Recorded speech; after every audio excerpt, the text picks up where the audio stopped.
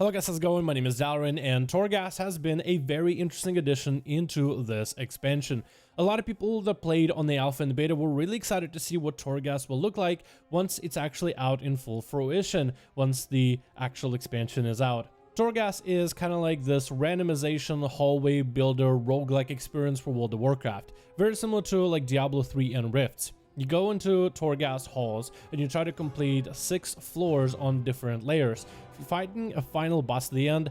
Along the way you fight enemies, collect treasures, break a bunch of items, and you get all these powers. The powers modify your classes in a variety of wacky and different ways. This can be done solo or with other people, and this content scales so you can have 2 people, 3 people, or 5-man group if you want to, without tanks or healers really being necessary.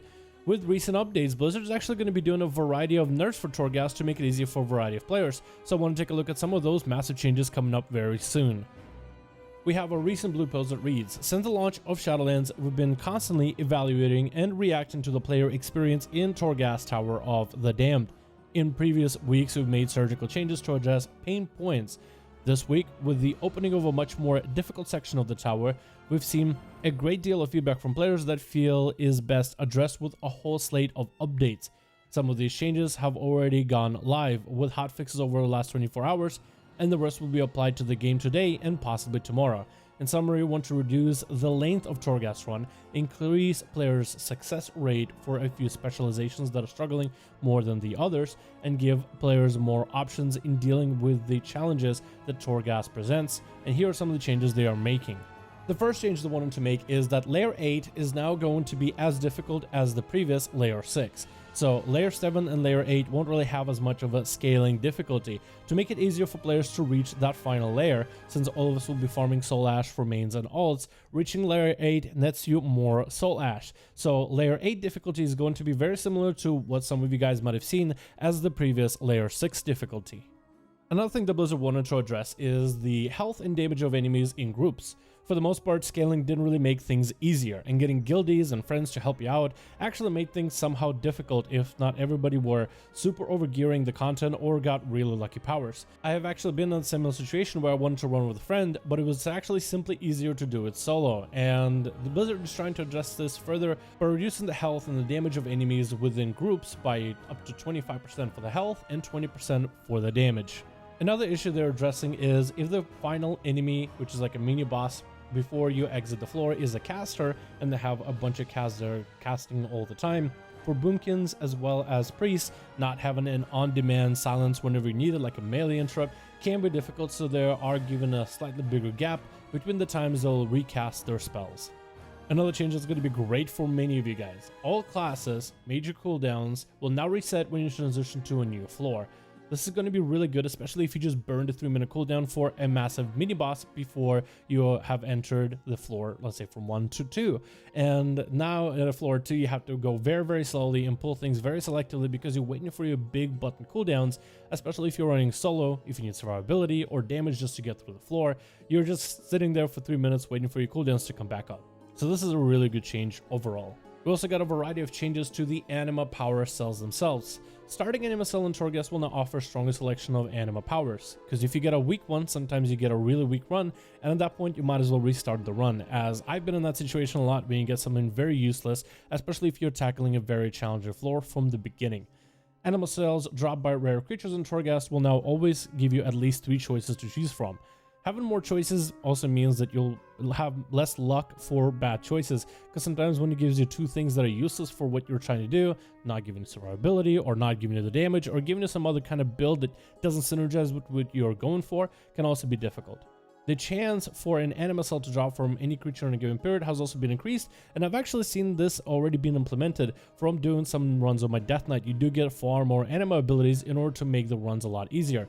And finally, Unnatural Power, which is a buff a lot of the elite mobs in Torghast will get if you're fighting them for too long, will no longer provide immunity to crowd control effects at 10 stacks. So if you're a class with a lot of CC but not a lot of damage, you can keep CCing enemies to get through their powerful ramps, especially if you're someone who just didn't get super lucky on anima abilities, but you're a class with a lot of CC like a rogue. So utilizing crowd control can give you an advantage going forward, even as the enemy's power is going to continuously increase. Then we have a variety of enemies getting nerfed, like Massive Crusher's armor plating cast time is now 3 seconds, so it can also be interrupted and dispelled. This mob made it super difficult for a lot of the physical damage classes and a lot of the melee to really effectively deal with this guy, especially solo. Tower Sentinel's oppressive aura haste reduction is now lower and scales up to 10% instead of 25%. I think this change hasn't been applied to the servers yet because he seems to still be oppressing you quite hard. Dead Souls Chorus's Death Blast, which would obliterate players, now will receive 50% healing reduction, stacking up to 5 times instead of 25% less healing over 4 times, so making it easier to deal if you are a self-healing class. Skeletor remains Lumbering Creation's Bone Trample now marks the ground while it will explode. These are the little skelly boys that are actually available in Torghast this week. So as a melee, you basically had to find a way to kill them without being near them. So when you kill them, now it'll pop a green kind of spiral on the ground. And as long as you step out of it after you slay the enemy, then you're good and you won't take the Bold Shrapnel debuff, which I felt like was very punishing for a variety of melee. Dead Soul Stalker, which is the mob that goes invisible after a bit, will fade away after 15 melee attacks instead of 7, and will remain hidden for only 15 seconds instead of 30, which made it just an annoying mob to deal with. They weren't really all that challenging, but just kind of annoying, kept you in combat for a while, couldn't let you reset, get some food or anything. And Death Soul Devil now reincarnates with only 15% health remaining instead of 40% health. Again, another annoying mob that wasn't really super challenging, it just kind of hangs around and never really goes away ever.